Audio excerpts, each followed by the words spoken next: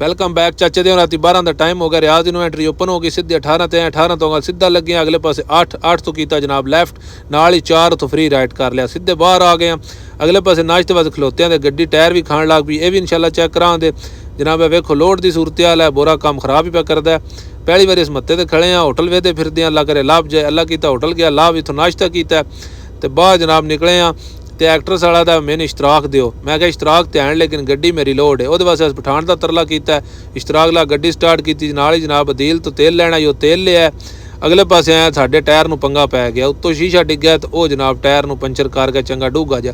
Puncture तो बाद जनाब इन्हां नाल ही गधा कीता, यानी दोपहर की रोटी खाधी है। वेखो केले 60 के डड़े ने।